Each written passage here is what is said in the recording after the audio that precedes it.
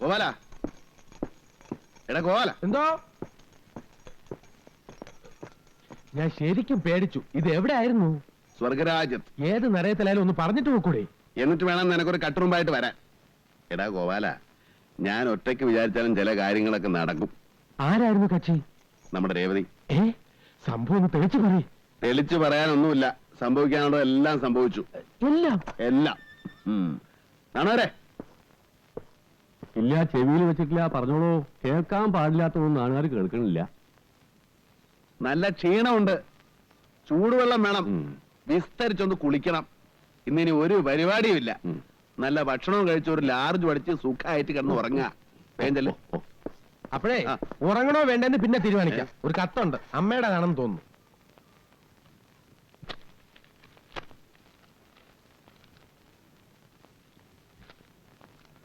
പ്രിയപ്പെട്ട കുട്ടന്, നിന്നെ 10 മാസം ചുമന്ന് നൊന്ത് പ്രസവിച്ച് വളർത്തി വലുതാക്കിയ അമ്മ ഇവിടെ ഉണ്ടെന്നുള്ള കാര്യം ഓർമ്മിപ്പിച്ചുകൊണ്ട് കത്ത് ചുരുക്കുന്നു. സ്നേഹപൂർവ്വം അമ്മ. അറസ്റ്റ് വാറന്റാണോ? ജാമ്യമില്ല വാറന്റാണ്. പെട്ടിയെടുത്ത് വയ്ക്ക്. നാട്ടിലേക്ക് ഉടനെ പോകണം.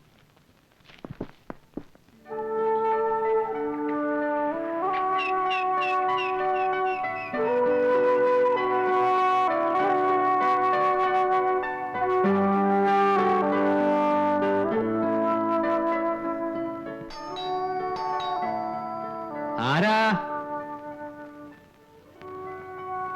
ആരാ? എന്നെ മനസ്സിലായില്ലേ? നല്ല പിടി കിട്ടിയില്ല. ഞാനിവിടെ 2-3 പ്രാവശ്യം വന്നിട്ടുണ്ട്. രാഗിണി. അപ്പോഴൊക്കെ നാണനായിട്ട് എനിക്ക് ചോറ് വിളമ്പി തന്നിട്ടുണ്ട്.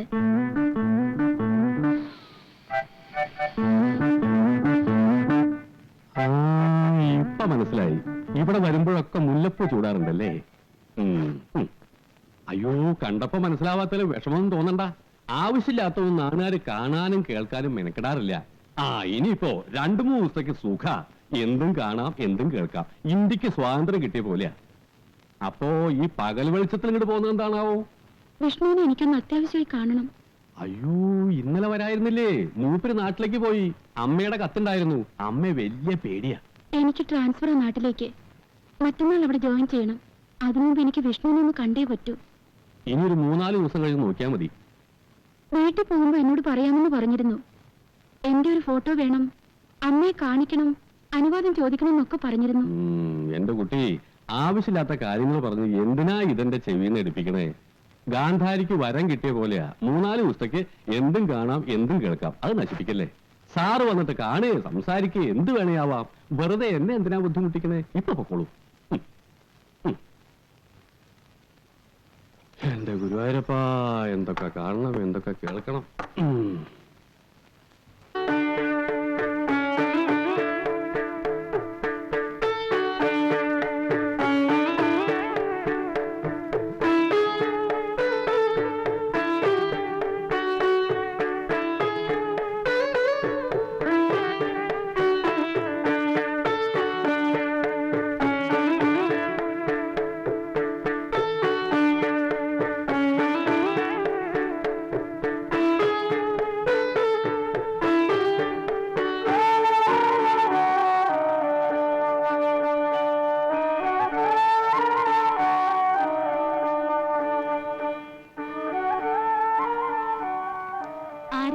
വിഷ്ണു ഉറങ്ങാണെന്ന് തോന്നുന്നു.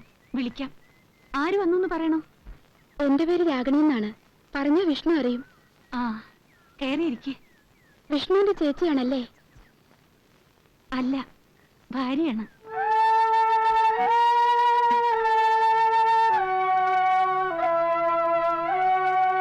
അല്ല, ഭാര്യയാണ്. കുട്ടേട്ടാ, കുട്ടേട്ടാ, കുട്ടേട്ടാ, കുട്ടേട്ടാ, നേരെ എത്രയെന്നറിയാമോ? കുട്ടേട്ടാ, എന്തൊരു ഉറക്കായത്! ഇങ്ങനെയുണ്ടോ? എന്തൊരു കാണിക്കുന്നത്?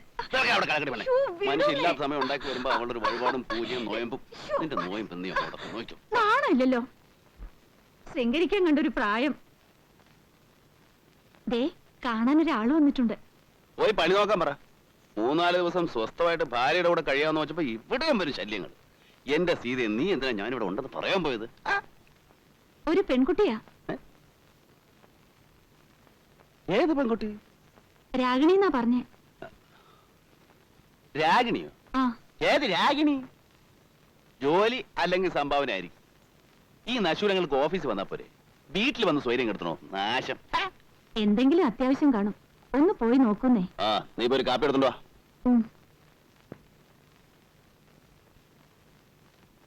ഈശ്വര, പരീക്ഷിക്കരുതേ.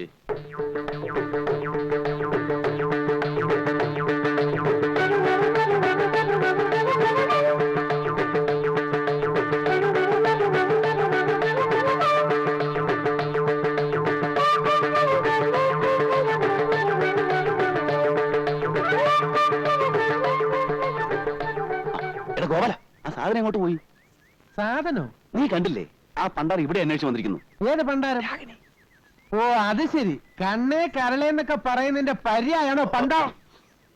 എലിക്ക് പ്രാണവേദന, പൂച്ചയ്ക്ക് തമാശ. ദാ, വല്ല പ്രശ്നം ഉണ്ടാകണേ തടുത്തോണേ. നിനക്ക് ഞാൻ പുതിയൊരു ഷർട്ടും പാന്റും വാങ്ങിച്ചരാം. വാക്ക് പറഞ്ഞ വാക്കായിരിക്കും. ആ, കുട്ടേട്ടാ, കുട്ടേട്ടാ, ആ കുട്ടി പോയോ? ഏത് കുട്ടി? നീ വല്ല സ്വപ്നവും കണ്ടതായിരിക്കും സീതേ.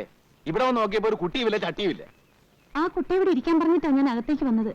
രാഗിണി എന്ന് പറഞ്ഞ കുട്ടേട്ടനെ അറിയുന്നു. ഞാനും അറിയാലോ. കൊള്ളാം. വെളുത്തിട്ട് കാണാൻ നല്ല തറവാടിത്തുള്ള കുട്ടിയാ. 10-22 വയസ്സേ ഉള്ളൂ. നീ അറിയോടാ? ഏയ് വല്ല കള്ളികളുമായിരിക്കും.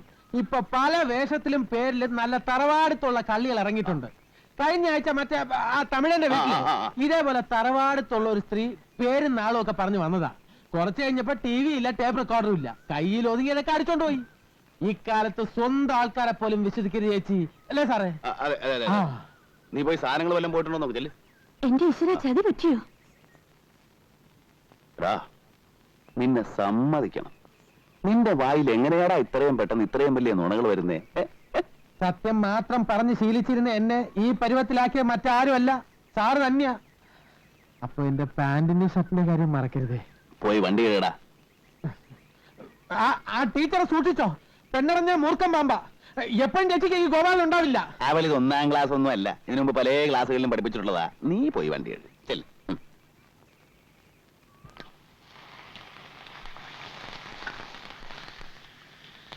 അപ്പുറത്ത് പോയിരിക്കുന്നേ. അമ്മ ഉണ്ട് എന്നെ ചീത്ത പറയാ. ഏതു നേരവും കൂടെ കൊണ്ട് നടക്കുമെന്ന് പറഞ്ഞു. കണ്ട പെണ്ണുങ്ങളുടെ പിന്നാലെ ഒന്നും അല്ല ഞാൻ നടക്കുന്നത്, എന്റെ ഭാര്യയുടെ പിന്നാലെ അല്ലേ.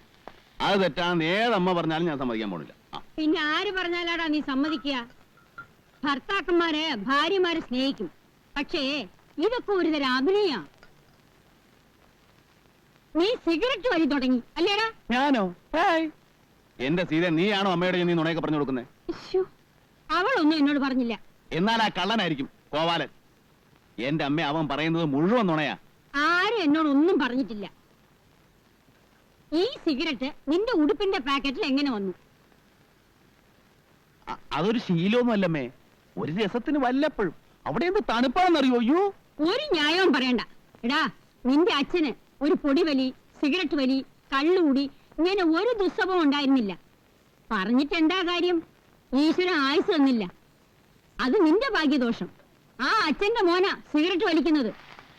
ഇനി എന്തൊക്കെ ദുസ്വഭാവമാടാ നീ പഠിച്ചു വെച്ചിരിക്കുന്നേ? അമ്മേ, ഒരു ദുസ്വഭാവവും ഞാൻ പഠിച്ചിട്ടില്ല.